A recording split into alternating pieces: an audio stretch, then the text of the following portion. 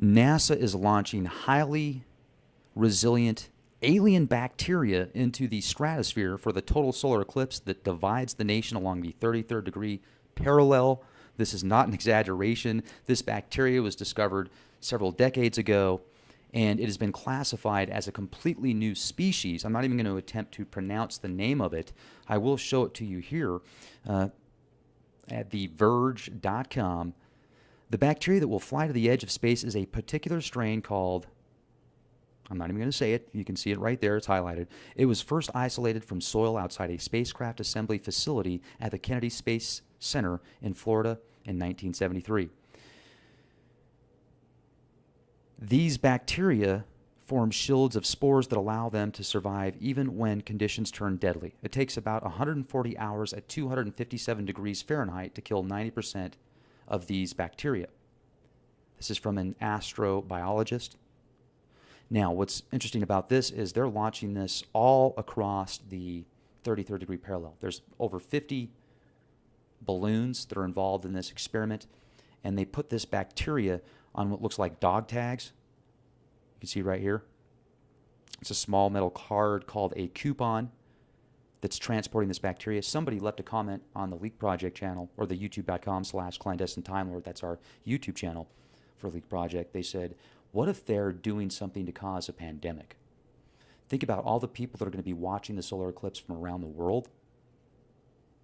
It's a very peculiar time. Yeah, it could just be tests, guys. It absolutely could. Let's hope that that's what they're doing. Let's hope that there's no side effects like in the movie Life that came out earlier this year. Excellent film, by the way. You should definitely watch it, where they find a single cell of bacteria that ends up taking over the entire crew and makes it to Earth within a matter of a few weeks. It becomes that powerful.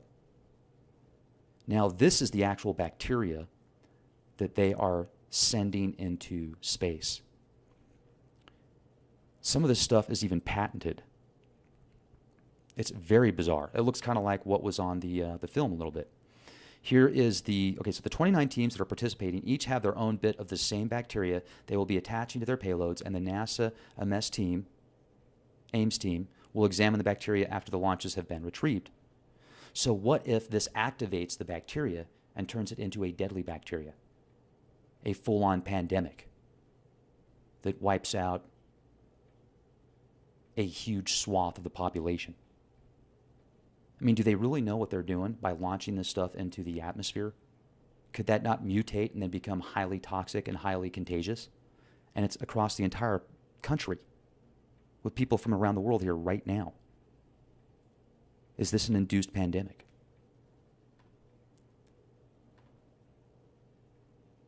Read about it at theverge.com. You can read more about it also at nasa.gov. SputnikNews.com as well. And then you can actually read about the white paper specifically if you go to International Journal at Systematic Bacteriology, April 1977. This discusses the bacteria that was discovered as well.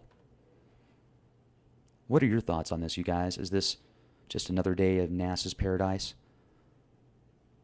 The machine that just keeps on turning and sharing with us rover images and video footage from Devon Island, saying it's from Mars, laughing the whole time. Well, hey, it's the new World Order where they love us so much.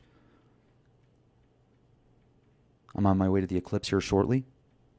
I will do my best to share that with you live. Thank you for being here with me, and be the change you want to see.